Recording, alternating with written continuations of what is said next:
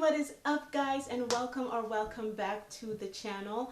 Now, quick disclaimer, number one, you might hear some noise. I have 3 little kids upstairs and they are running amok at the moment, but I really needed to get this video out to you guys today, so ignore that. just listen to me.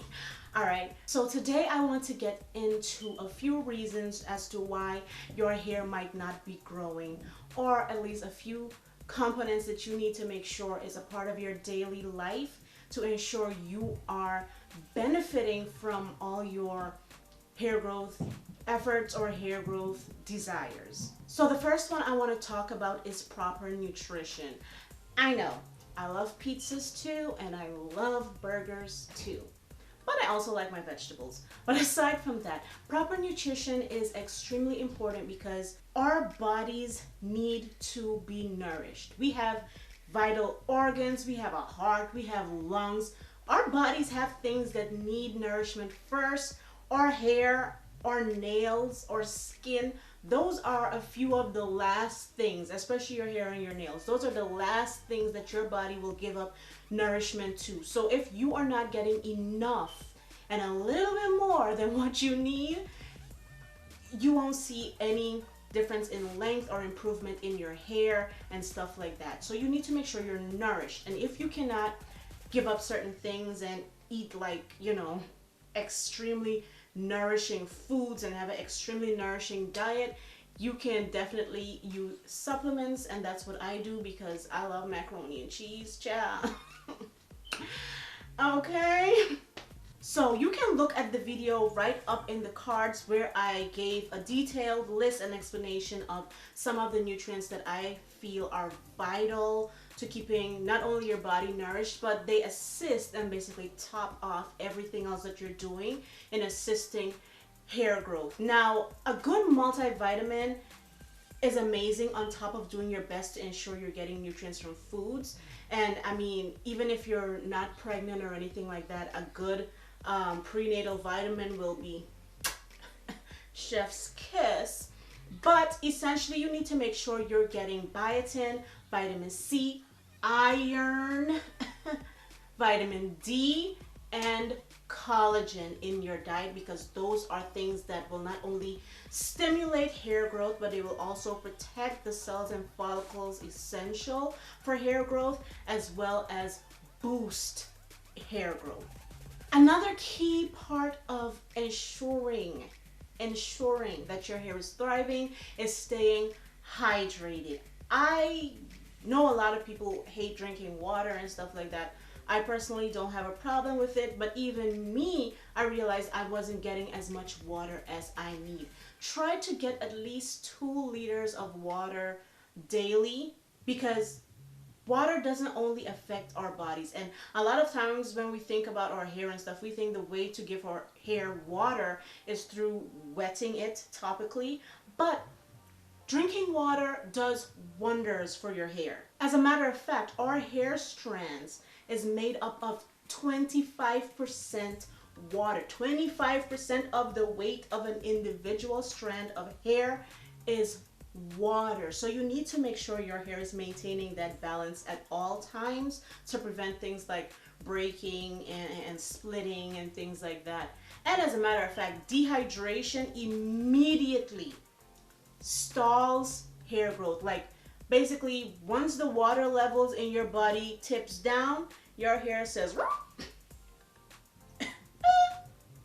why? Because the other organs in your body needs that water way more than they think your hair does. I don't know why they hating. And another key tip, if you have like dandruff and dry itchy scalp, drinking more water actually completely eliminates that whole dandruff issue. Because remember, think of it like this: dandruff is just dry skin. It's just dry skin. When you have dry skin, if you drink water and stay hydrated, you immediately see the difference in your skin. And the same goes for your scalp as well. Now, this other tip, it's kind of like a 2-part, but I decided to just combine them because for me, they really do go hand in hand, which is massaging and oiling. Oiling is a great way to impart small chain nutrients topically, because remember, your skin is the largest organ in your body and it is constantly soaking up and sucking in whatever you apply on it, as long as the molecule size is right. More into that another time. But if you have a good quality oil made of nutrients and ingredients that are able to penetrate and soak into the skin, oiling your scalp is a great way to, in addition to taking in your vitamins through food and ingestion, applying it topically also is a great way to boost up that hair growth potential. And massaging, which should definitely be incorporated with your oiling.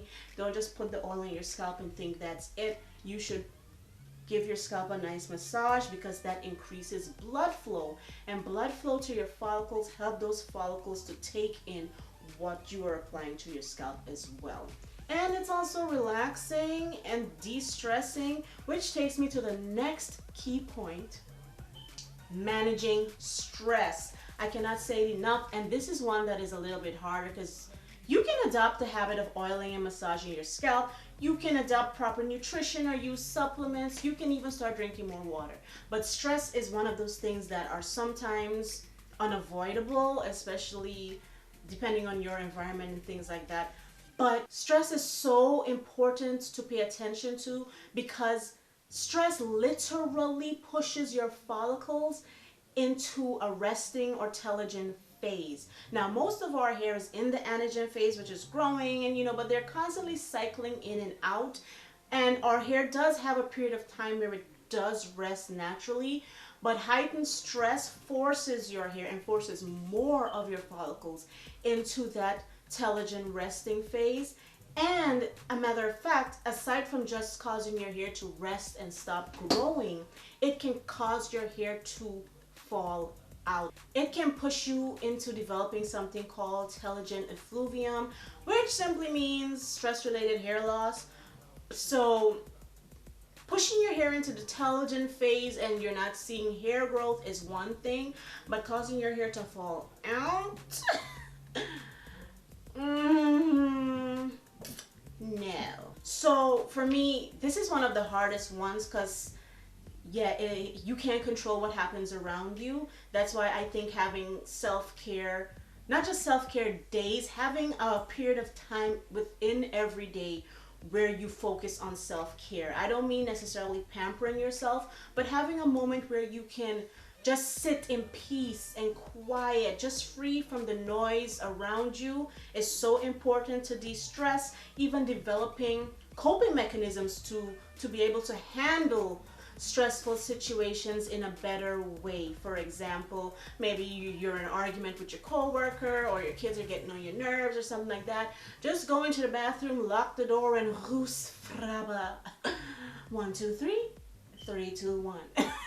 Listen, you have to do what you have to do to bring yourself back into that peaceful, balanced mode, because stress is so important, not just for our hair, but as you know, stress can cause havoc. It can wreak havoc on your health, your mental health, even your body. It can present itself and affect us in so many ways. So stress is so important. That should have actually been number 1 on my list, but its importance is not diminished nonetheless. I guess I just saved the best for last. All right, guys, so those are my 4 or 5 tips, depending how you want to mix massage and oiling. Those are my tips on how you can avoid the dreadful situation of stagnant hair growth, or a way that you can even boost and increase your already present hair growth. So I hope you guys enjoyed this video and you found it extremely helpful, because I'm here to give you guys all the tips and advice that I have been discovering and learning and applying to my own life, and have been seeing results with my hair and my daughter's hair. So just drop a comment down below if you have anything to say concerning the recommendations. Have you seen any changes in your hair growth by applying any of these things that I've mentioned? And don't forget to like, comment, and subscribe. Until next time, guys. Bye-bye.